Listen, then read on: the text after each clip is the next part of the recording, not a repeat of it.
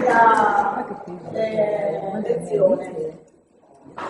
Buongiorno a tutti, io vi ringrazio anche il dottor Mollo. Ecco, allora preciso, io lavoro alla UOS, che è dietetica e nutrizione clinica, si trova vicino al pronto soccorso al primo piano e quindi seguo i diabetici. Dopo ci sono la dottoressa Cavallaro e le mie colleghe dietiste Elena Puttinato e Stefania Vettorato, che seguono altre patologie. Io sono specifica per la nutrizione del diabete ormai da diversi anni.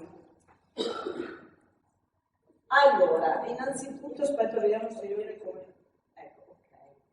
Ecco, allora io parlerò oggi di indice carico glicemico, che sono due indici numerici che prima di arrivare a questo bisogna partire un po' a monte, perché sennò non riuscite a capire bene di cosa si tratta. Allora, io ho portato queste immagini per far capire dove si trova il pancreas. Il pancreas è l'organo che, grazie alle cellule dell'isola dell'Ancreas, produce insulina. A cosa serve l'insulina? Qua c'è un'immagine molto bella. Quando abbiamo fatto la digestione, lo zucchero entra nel circolo sanguigno, l'insulina è come una chiave che ti porta fino alla cellula, apre la porta e fa entrare il glucosio. Quando l'insulina è poca, cosa succede? Si accumula questo zucchero nel circolo sanguigno e aumenta la glicemia. Quindi c'è quel pancreas che produce tanta insulina, quello che ne produce poca, quello che ne produce a volte poca, a volte tanta, chi poi non ne produce proprio, ed è quello del diabete tipo 1 che viene trattato poi con l'insulina. Ma per moderare e migliorare questa funzionalità dell'insulina dobbiamo adattare anche un'alimentazione corretta. La prima regola fondamentale nell'alimentazione del diabetico è il frazionamento dei pasti. Cosa significa? Che la colazione diventa importante come il pranzo e la cena.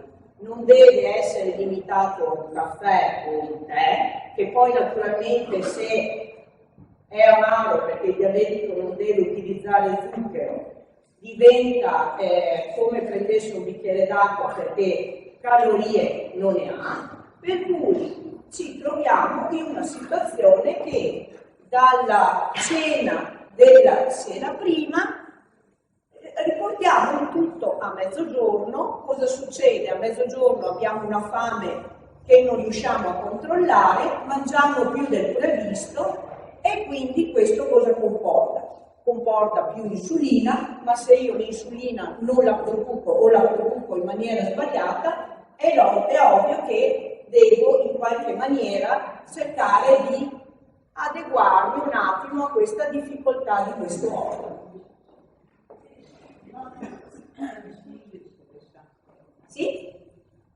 No? La glicemia è alta. E cosa si fa? Lo stesso? Allora, se la glicemia è alta, innanzitutto c'è il farmaco che modera e abbassa la glicemia. Naturalmente un po' di colazione deve essere fatta, perché se si salta completamente la colazione andiamo a comportare uno stato di disagio anche a pranzo, quindi poi è come il cane che si morde la coda. Quindi sappiamo che se la glicemia è alta bisogna innanzitutto chiedersi perché è alta. Ho mangiato di più ieri sera, aspetta che provo a vedere se sto esagerando con la cena, e che comunque sia, se la glicemia è alta, un po' di colazione sarà un pochino più ridotta, ma ci deve sempre essere. Prego. Allora, io porto qua lo studio che già ha accennato il dottor Mollo per quanto riguarda quella prestigiosa rivista dell'Lancet che ha pubblicato per quanto riguarda uno studio che è stato fatto su 15.000 persone provenienti da diabetiche, provenienti dal Sud America, dall'Europa, Asia, e questo studio, che è durato 25 anni, quindi si è visto un po' queste persone come agivano con stile di vita, alimentazione, malattie, farmaci, e si è cercato di studiare quanto vivevano di più con un determinato tipo di alimentazione. Hanno suddiviso in 3 gruppi, come diceva anche il dottor Mollo, questi gruppi di persone, questi 15.000 persone, e hanno dato una dieta con un 60-70% dei carboidrati, una dieta col 50%, poi un'altra 40% dei carboidrati, delle calorie totali della giornata, e un sottogruppo 20-30% dei carboidrati. Cosa è successo? Che si è visto che chi mangiava troppi carboidrati aveva una prestanza di vita inferiore, così ancora di più quelli che ne mangiavano meno. Quindi cosa succede? Che perché allora uno si chiederà, mangiando così pochi carboidrati in un diabetico, la mia vita dura meno? Perché? Perché si è proprio calcolato che le persone muoiono 4 anni prima. Perché proprio questo tipo di alimentazione comporta un consumo, come vedete, perché se io devo svolgere la mia attività giornaliera di movimento, di lavoro, e mi trovo a consumare un certo tipo di calorie, che possono essere da 1800-2000 calorie, se io tiro via tutti i carboidrati aumenterò le proteine della carne, dei formaggi, del latte, degli affettati, e questo a lungo andare cosa crea? Crea problemi cardiovascolari, ictus, infarto, perché questi grassi di origine satura in quantità eccessiva comportano un deposito nelle arterie e naturalmente le occludono, creando questi problemi. Quindi si è visto che poi la dieta migliore in assoluto, viene riconosciuta anche come patrimonio dell'UNESCO, è la dieta mediterranea. Ma non intendo dieta mediterranea, pizza, patate, patatine, McDonald's e via dicendo, tramezzini e panini. Intendo un'alimentazione equilibrata, ricca di fibre, ricca di cereali, farro, orzo, avena, ricca di legumi, quindi fagioli, piselli, ceci, lenticchie, ricca di olio extravergine d'oliva, perché l'olio extravergine d'oliva è il nostro condimento che produciamo anche noi in Italia, e quindi è una fonte di vitamina E, e soprattutto questo serve per rendere elastiche le arterie. Quindi l'alimentazione mediterranea, che è rappresentata dal 50-55% di carboidrati, da 13-15% di proteine e un 30% di grassi, deve creare quell'equilibrio che mi permette di stare in buona salute e naturalmente miglioramento anche e soprattutto delle glicemie. Ora vi spiegherò, proprio perché ho voluto un attimo introdurvi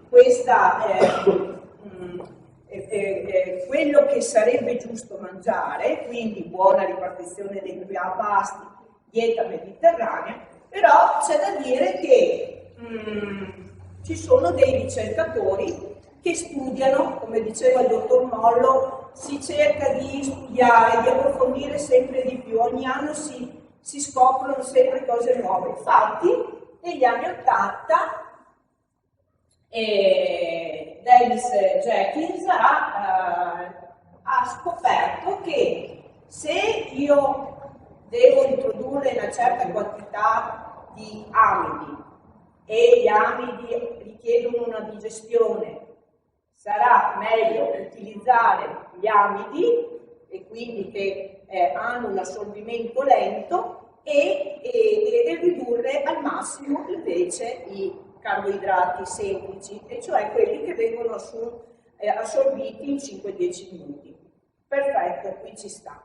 Però un indice glicemico, che sarebbe, l'indice glicemico è una quantità, cioè descrive la qualità dei carboidrati contenuti negli alimenti, cioè io quando mangio un alimento vedo come viene assorbito e ogni alimento ha il suo tipo di assorbimento.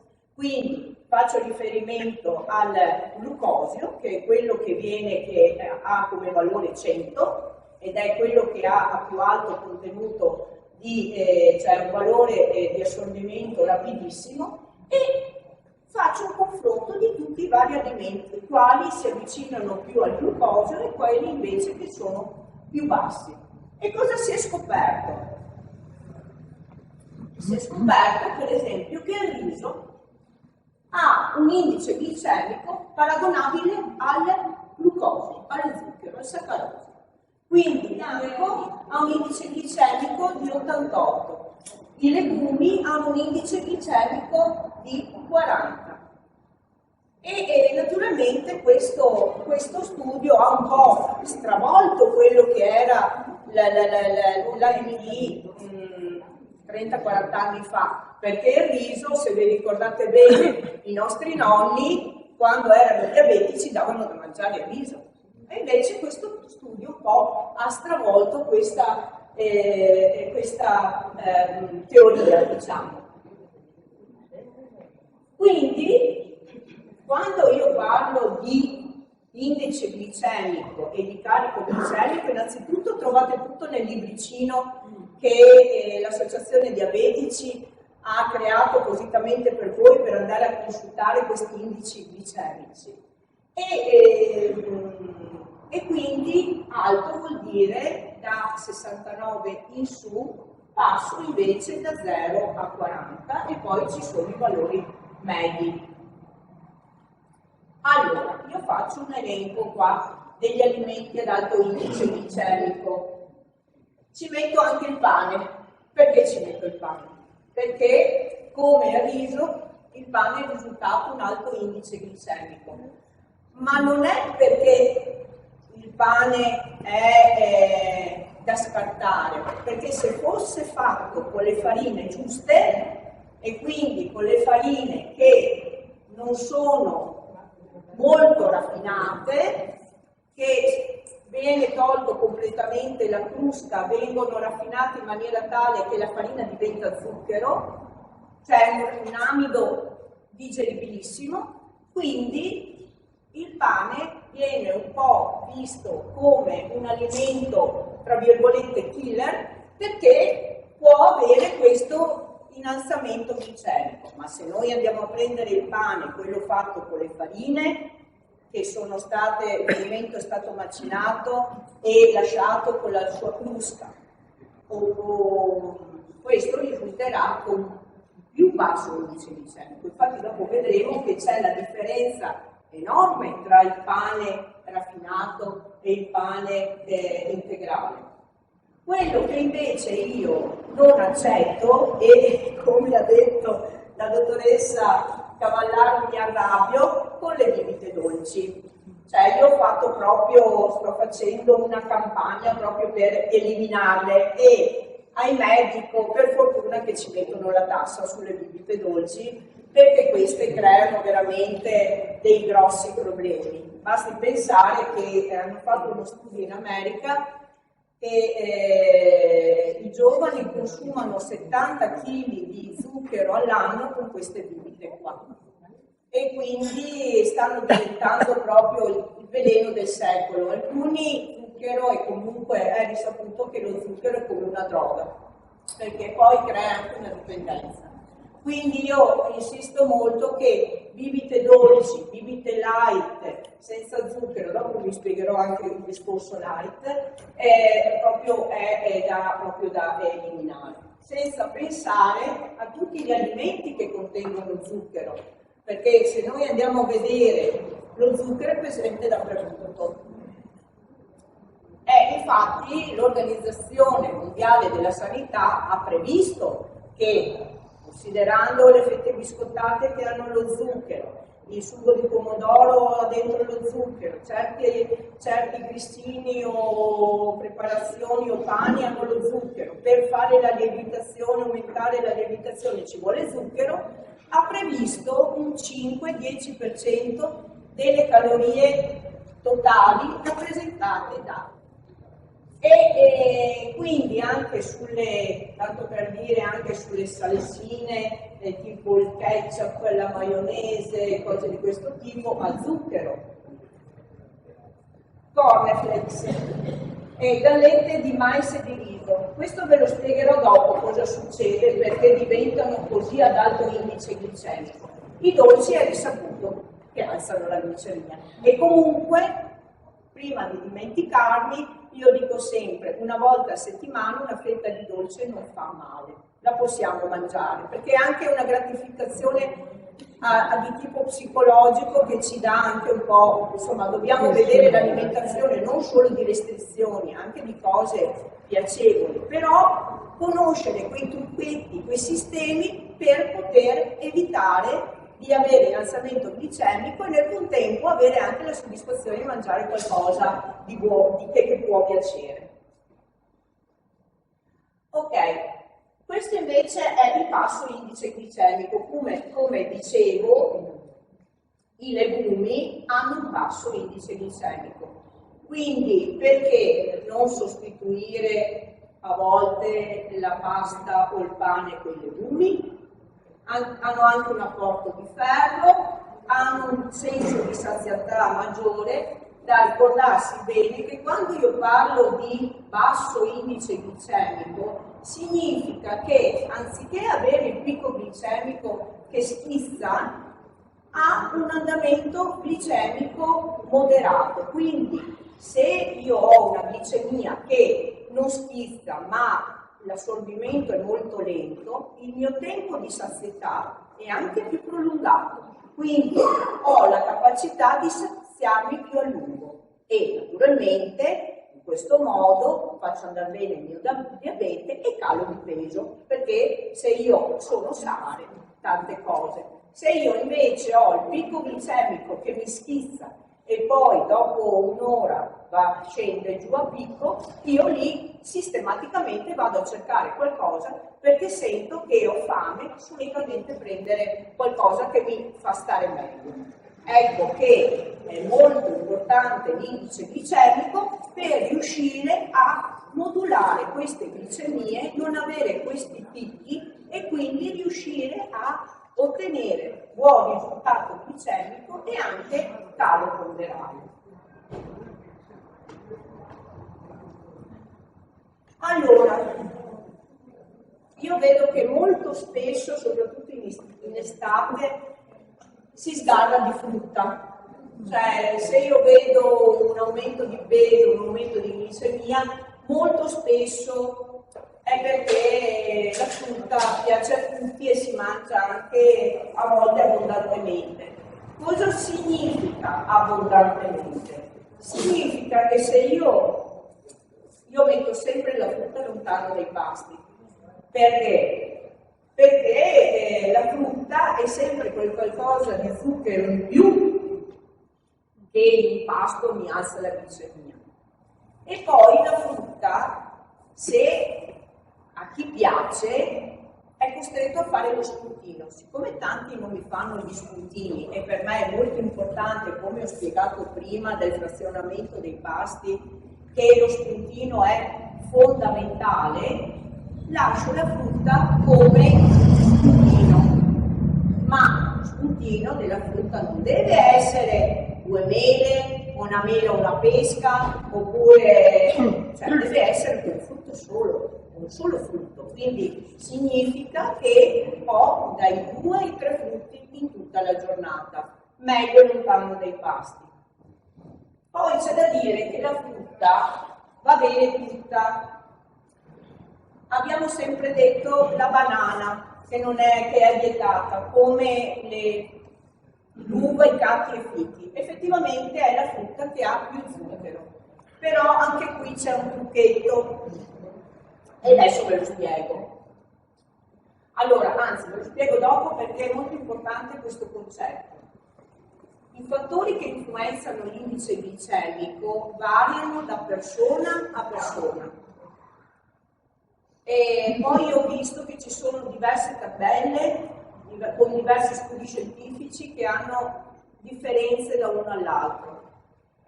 E perché questo? Perché non è un indice numerico proprio, diciamo, come si può dire, che sia un indice glicemico veritiero. È veritiero fino a un certo punto, perché dipende dal tipo di digestione che uno ha. Se io ho una digestione lenta, o ho una gastrite, o ho un disturbo di colite, l'assorbimento è diverso. Quindi diciamo che l'indice glicemico è influenzato anche dal tipo di digestione, dal tipo di amido. Abbiamo visto le patate, la pizza, il riso, che sono degli amidi di rapido assorbimento, il pane con le farine raffinate. E poi il grado di maturazione, perché se io la frutta la mangio molto matura può raddoppiare il contenuto di zuccheri. Quindi attenzione a non mangiare la frutta troppo matura. E la presenza della struttura, cioè se io per esempio per esempio mangio l'orzo o l'avena o il farro, il chicco, ho un assorbimento. Se io faccio la farina, il semolino, la farina di avena è stato triturato, quindi questo è stato manipolato e ha un indice glicemico diverso. Poi abbiamo la conservazione, la presenza di proteine e grassi. Le fibre intervengono nel rallentare il picco glicemico. Significa che se io mangio una pasta asciutta e mangio solo quella, la glicemia schizza. Però se io la pasta la combino con la verdura, le verdure intrappolano gli amidi all'assorbimento e il picco glicemico è meno elevato. Se io poi a questa fibra aggiungo anche dei condimenti e delle proteine, come possono essere proteine come la carne, il pesce, il formaggio, le uova, ma anche i legumi, questo diventa ancora più basso l'indice glicemico, perché c'è questa interferenza di fibre, proteine e grassi che vanno a rallentare ancora più questo indice glicemico.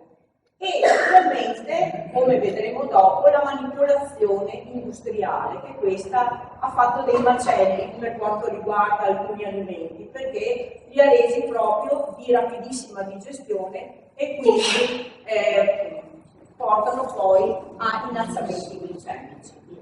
La cottura: se io mangio una patata cruda ho 0 indice glicemico, non viene assorbita. Se io la cuocio può arrivare anche a 70-80. Quindi le cotture hanno il loro significato. La pasta al dente ha un picco glicemico, la pasta stracotta ne ha uno più alto. Il caldo e freddo? Come il caldo e freddo? La patata fredda? Adesso aspetti che arrivo. Arrivo. Allora, grado di maturazione. Ecco, vedete che io non vi faccio mangiare la banana acerba, che ha 45 di indice glicemico, e la banana matura 60. Però la banana è un alimento che ha amido e con la maturazione si trasforma in zucchero. Quindi, se io la mangio questa colorazione qua in mezzo, posso mangiare la mia banana come spuntino. Ovvio che io dico sempre, mangiatevi la vostra banana e fate una bella passeggiata a piedi. Piccola anche, ecco. Perché se io per esempio ho voglia di mangiare, e questi sono i piccoli trucchetti che tengo a spiegare ora, se io ho voglia di mangiare il mio grappolino d'uva, me lo mangio e mi faccio subito dopo una bella passeggiata a piedi, io non fa neanche in tempo ad essere assorbito, che va direttamente nei muscoli e viene consumato come energia, quindi il picco glicemico non va su. Quindi ricordatevi sempre che le glicemie possono essere migliorate con l'attività fisica. E quindi se io per esempio faccio un pasto un po' più sostenuto, meglio fare una bella passeggiata per evitare che schizzi. Ma scusi, non potrei mangiare la banana e un po' di formaggio grana? Altro che, se lei ha capito prima, io ho detto che l'interferenza di proteine e di grassi rallentano il picco glicemico. Quindi se la banana ha un pochino più di zucchero rispetto agli altri frutti, accompagnata con il formaggio grana, va benissimo. Allora, i fattori che influenzano l'indice glicemico abbiamo detto che sono le fibre. Ci sono due tipi di fibre. Ci sono quelle presenti nei legumi e nella frutta, che formano come un gel, quindi veicolano l'assorbimento degli amidi. Invece c'è la crusca, che è un'altra fibra, che questa invece fa progredire il transito intestinale ed è utile per le problematiche di stitichezza. Agisce meno sull'indice glicemico della fibra idrosolubile presente nei legumi e in quella della frutta, legumi sì, pratica sono legumi e frutta. E anche l'avena ha un notevole contenuto di fibra idrosolubile. E i semi di chia? I semi di chia non fanno parte della nostra alimentazione mediterranea, però io sono favorevole, perché no? Possiamo anche lasciarli. Dicono che abbassano la glicemia, però io adesso devo anche dire, faccio una precisazione in questo senso, che su internet il 60% delle informazioni sono fake news, cioè vuol dire che non troviamo tante cose non vere. Dobbiamo stare molto ma molto attenti a tutte queste informazioni.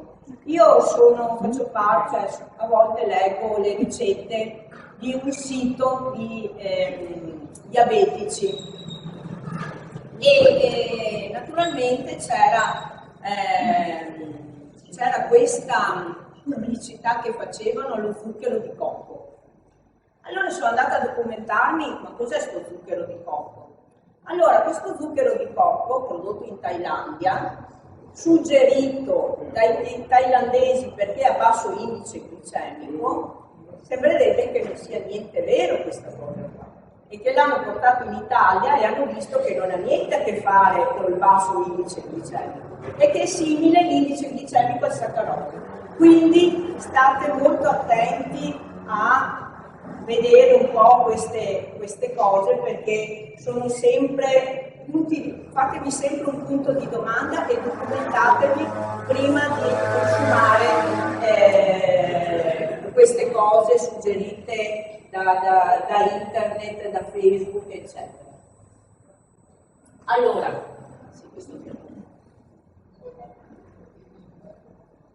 la cottura.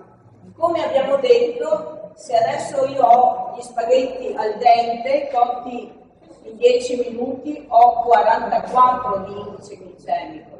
Se io gli spaghetti li ho stracotti sono 64 di indice glicemico. Quindi stiamo sempre attenti a mangiare la pasta non stracotta. Se uno diminuisce la quantità di pasta anche notevolmente, con la parte un po' più cotta, un po' più tanto cotta. Allora, è sempre la quantità che conta, è sempre la quantità. Se io preferisco mangiarne meno e stracotta ne ho mangiata meno. E dopo comunque vedremo anche i carichi glicemici.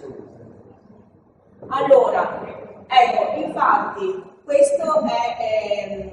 però prima di parlare dei carichi glicemici, volevo farvi capire che mangiare bene significa, allora, riepilogando, frazionare i pasti, mescolare più ingredienti, non fare il piatto di pasta e finita lì. Devo sempre mangiare prima la verdura e dopo la pasta, oppure la pasta e la verdura anche un po' di secondo.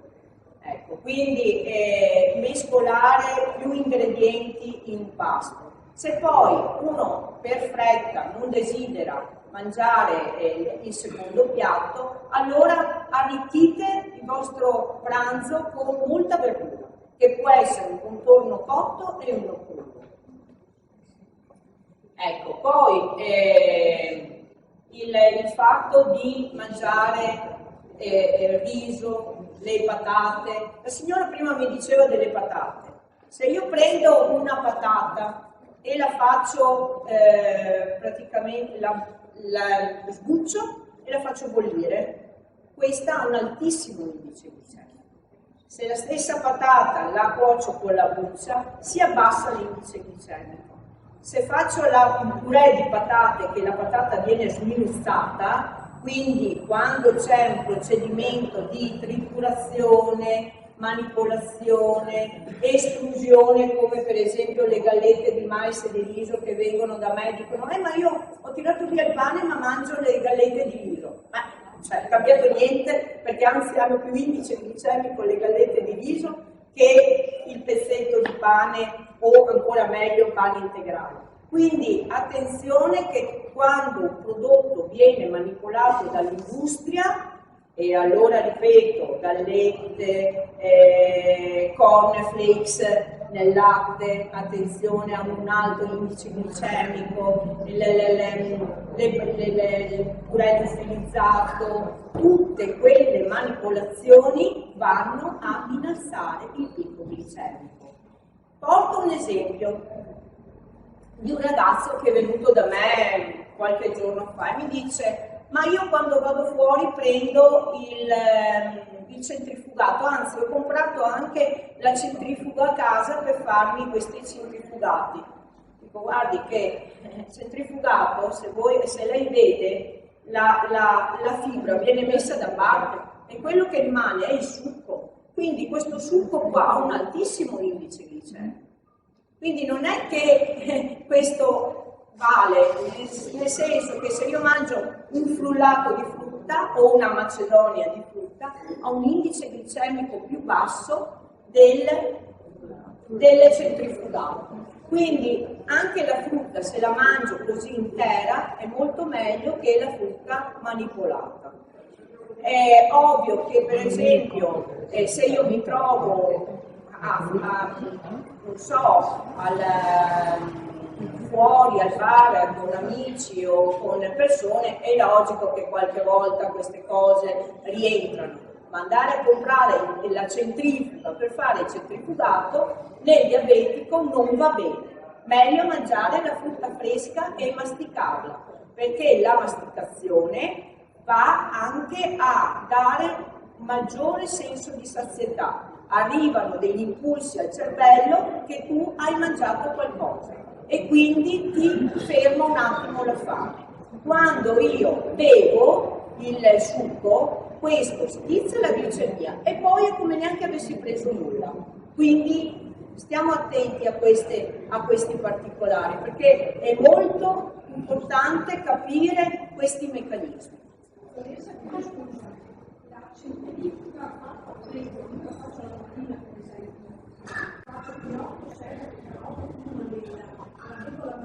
E la fibra?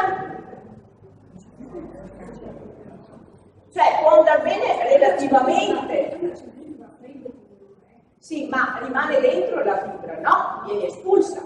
Lei ha bisogno della fibra. Ho fatto tutto un discorso legato alla fibra, quindi è molto importante. Adesso se qualche volta vuole prendere questo centrifugato di verdure va bene, però lei tira via la cosa più importante, che è la fibra. Allora, carico glicemico. Questo è un altro indice numerico, è sempre stato studiato nel 1990 all'Università di Melbourne. Si è visto che per esempio certe persone dicevano: beh, se ho basso indice glicemico io di questo cibo qua ne mangio di più, perché ha basso indice glicemico. No, la quantità conta anche quella, conta la qualità, cioè io ho un alimento a basso indice glicemico, ma se io raddoppio la quantità, anche questo poi va a incidere sull'innalzamento glicemico. Quindi hanno fatto questi studi e il carico glicemico è molto attendibile, perché si è visto che chi utilizza il microinfusore o chi ha delle glicemie un po' complicate, questo carico glicemico può essere più valido anche della conta dei carboidrati, perché riesce a darti l'indice glicemico per la grammatura dei carboidrati fratto 100, io ho il reale picco glicemico previsto in quel pasto lì. Quindi posso anche gestire il mio bollo di insulina oppure capire che glicemia potrò avere in quel pasto. E questo naturalmente sempre nel libretto troverete i valori con le varie tabelle di classificazione di indice glicemico basso, indice glicemico moderato e alto. Se io per esempio ho la pasta che ha un indice glicemico, quindi faccio l'indice glicemico e trovo il carico per l'indice glicemico per la grammatura diviso 100 e trovo l'indice glicemico della pasta, poi ho messo anche dei fagioli dentro, vado a fare lo stesso e trovo, poi faccio il rapporto e vedo se in quel pasto lì ho un indice glicemico che mantiene questi valori qua. Se mantiene questi valori qua, so che la mia glicemia non scozza. Naturalmente queste sono cose molto perfezionistiche, molto particolari. Diciamo che addentrarsi in questo carico glicemico bisogna avere proprio anche fare anche delle prove con diario alimentare, con eventuali glicemie dopo, vedere un po' l'andamento. Comunque io dico sempre, indice, carico glicemico, ecco, questa è molto bella, dopo vi spiego il resto. Per esempio, questo indice glicemico del pane integrale, noi abbiamo un indice glicemico di 45, questo pane integrale qua, indice glicemico 45. L'uva ha 45 di indice glicemico, però se andiamo a vedere gli zuccheri, nel pane abbiamo 8,19 grammi di zucchero, nell'uva ne abbiamo il doppio. Quindi alla fine l'uva avrà un carico glicemico più elevato rispetto al carico glicemico del pane integrale. Ok.